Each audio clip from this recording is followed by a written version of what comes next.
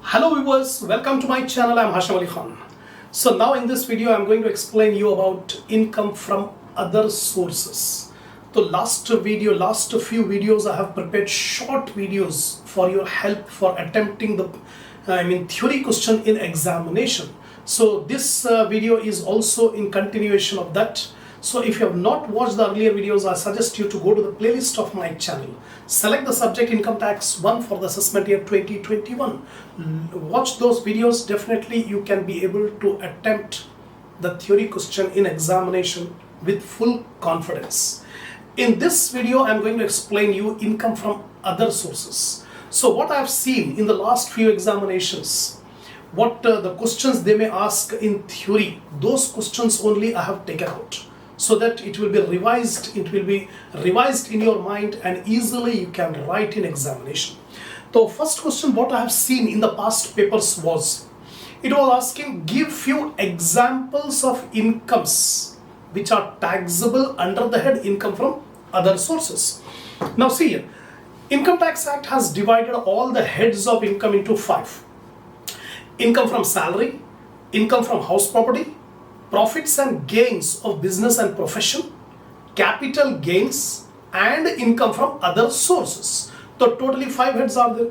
The first 4 heads are specific heads, and the last 5th head is the residual head. That means Income Tax Act says we have to check if an income falls under the salary head, it should be taxed under salary. So how we can be able to decide for treating the income as income under that salary? We have to see whether employer-employee relationship is there or not, master-servant relationship is there or not.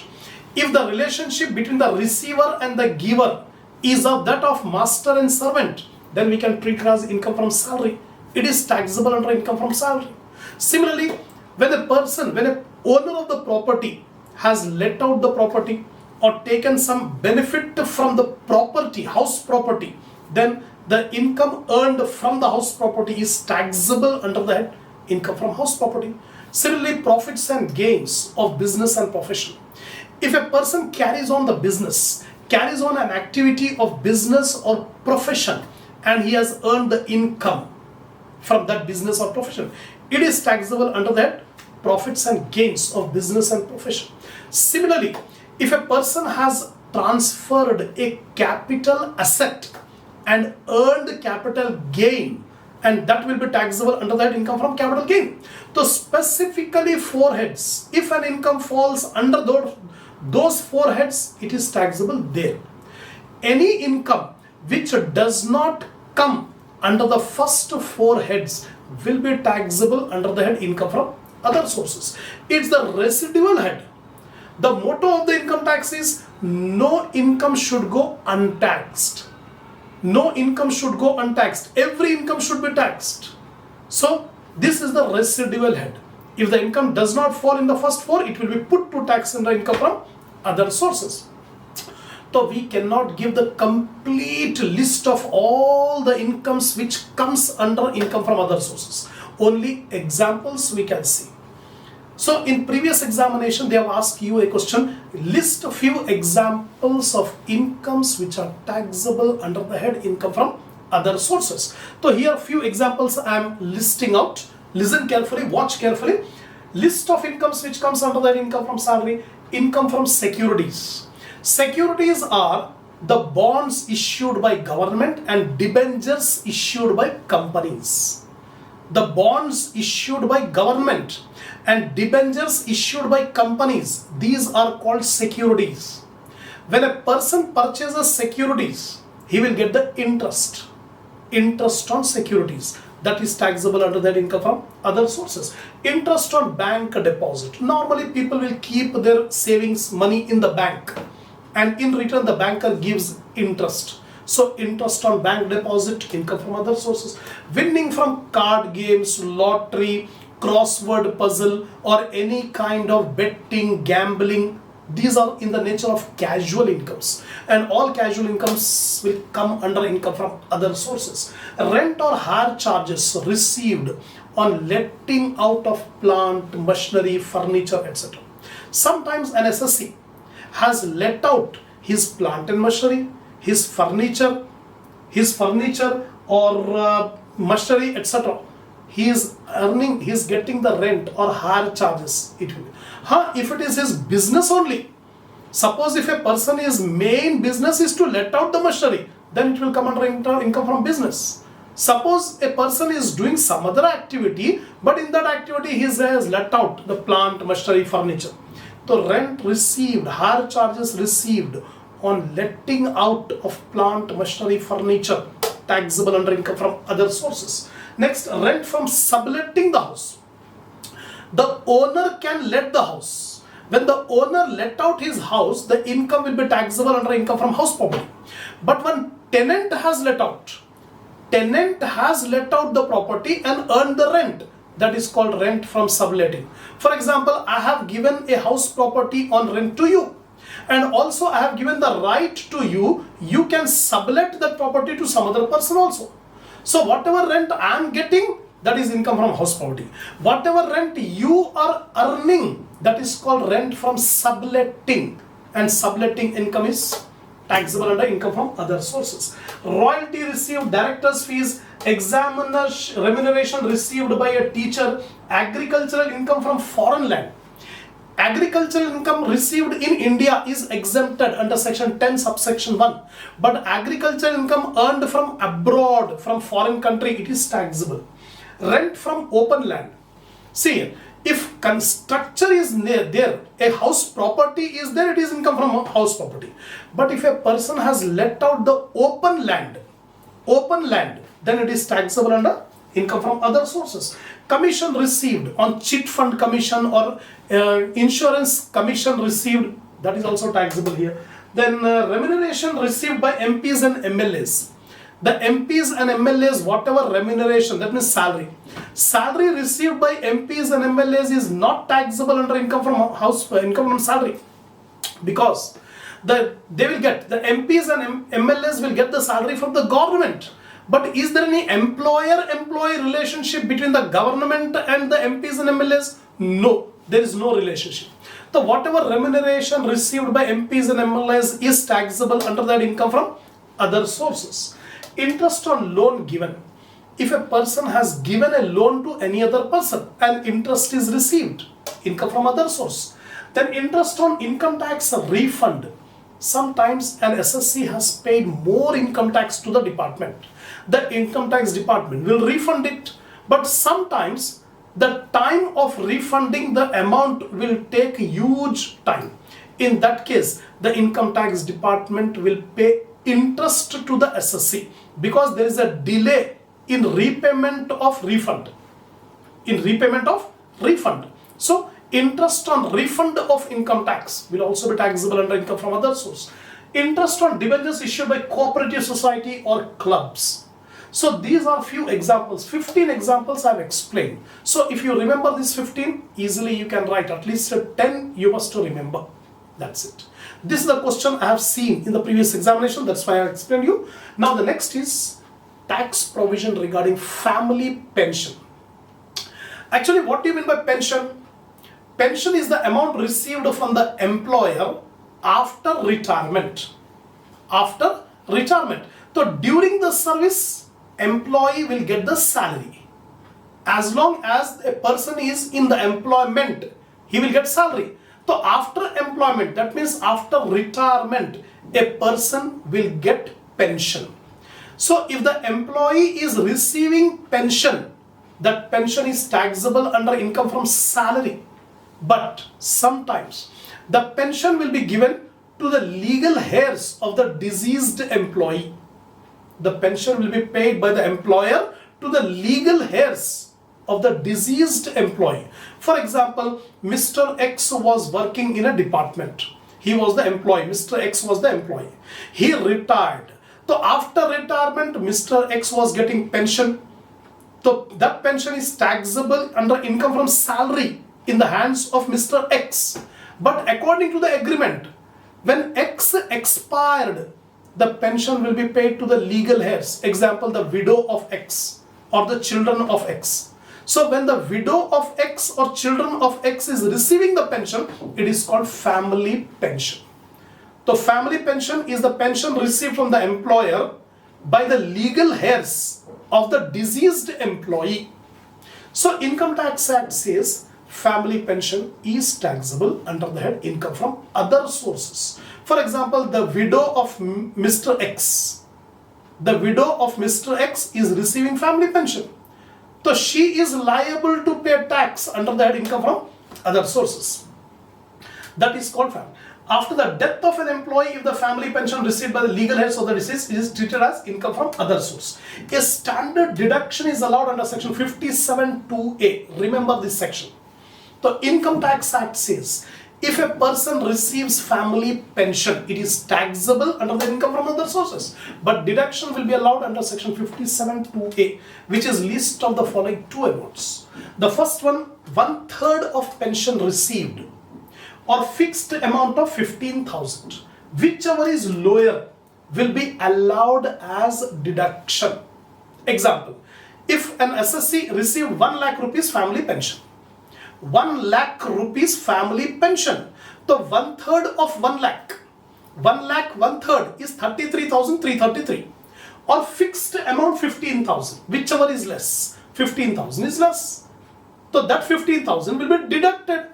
So 1 lakh rupees family pension received, 15,000 deduction, deduct 85,000 rupees is taxable.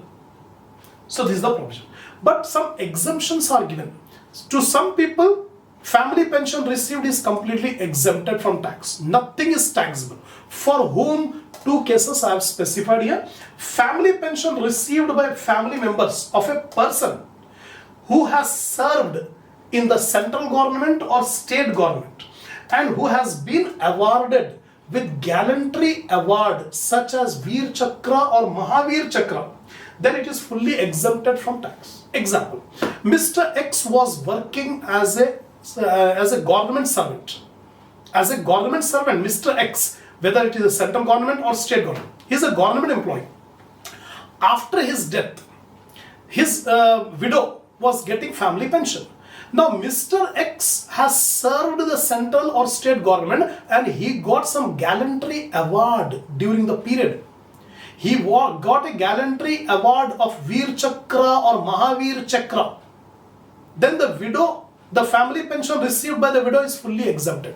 Nothing is taxable because the employee has received gallantry award by Mahavir Chakra or Veer Chakra. That means the widow, the family pension received by the widow is not taxable. That is the first exemption.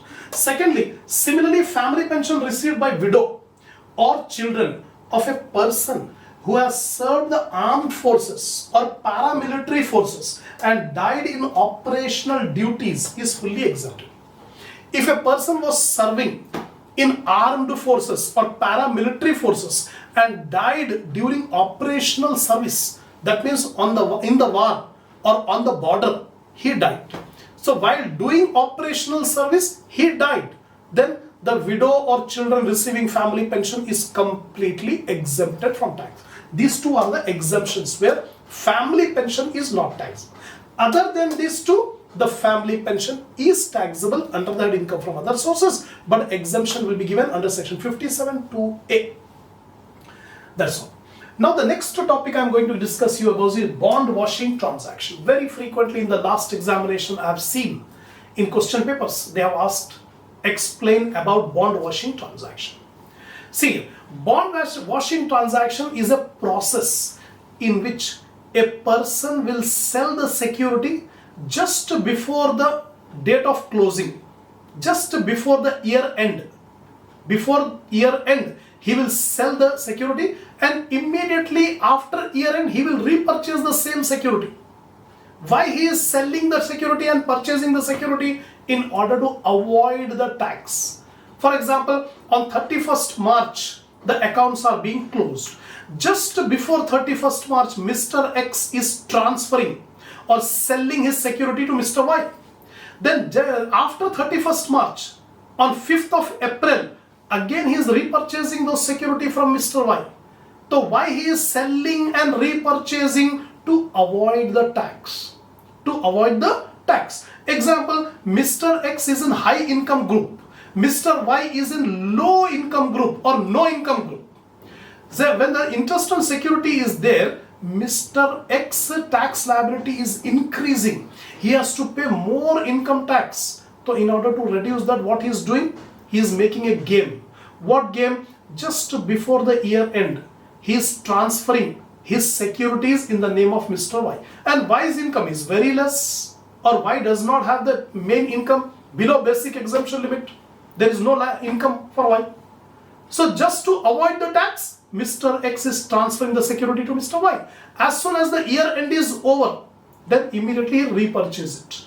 This process of selling and repurchasing the security before the due date and after the due date, it is called bond washing transaction. So here you can see, if the owner of a security transfer the security,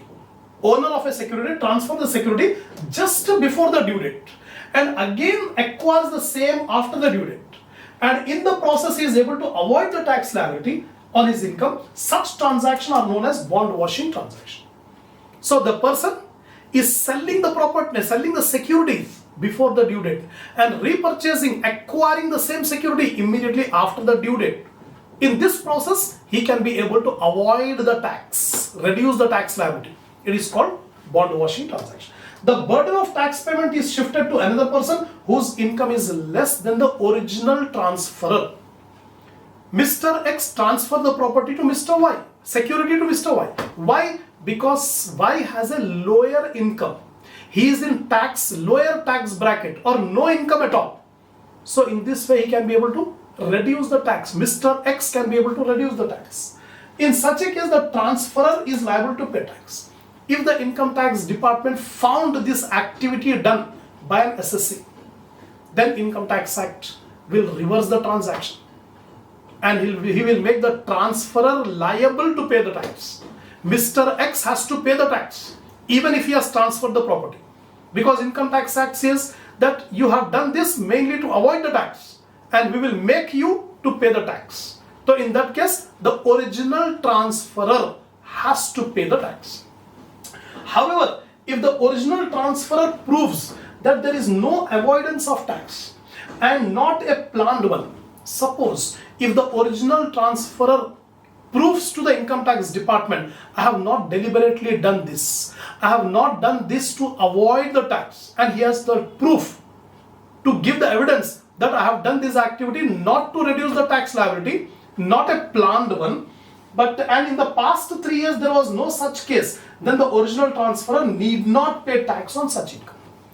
If the original transferor proves to the income tax department that this activity is not a planned one, I have not done to avoid the tax, and in the last 3 years if you see, I have not done that such thing, first time I have done, and that is also not a planned one, I have not done deliberately, not intentionally, then Income Tax Act department will not put tax on him. Then in simple words, bond washing transaction can be explained as, a bond washing transaction is a transaction of sale and repurchase of the same or similar security with the view to avoid the tax. Simple definition. A bond washing transaction is a transaction in which a person will sell the security and repurchase it back, the same or similar security. The main objective is to avoid the tax. That's it. So this is the expression you can write in examination. Now the last point is securities exempt from tax. Income Tax Act says the interest on security are not always taxable. Some securities has been specified by Income Tax Act that interest on these securities are completely exempted. When the SSC is holding these securities, the interest thereon is not at all taxable. So in the last examination, a question was asked. Give some 10 examples of those securities on which there is no tax. There is no tax. Interest on those securities are completely exempted. So which securities interest is completely exempted? Here I have given some 12 examples. You have to remember. Now first one, 12-year National Plan Saving Annuity Certificate. 12-year National Plan Annuity Saving Certificate. Second, Treasury Saving Deposit Certificate. Third one, Post Office Cash Certificate. Fourth one, National Plan Certificate, National Plan Saving Certificate, Post Office National Saving Certificate, Post Office Saving Bank Account, Post Office Cumulative Time Deposit, NRI Bond 1988 issued by State Bank of India.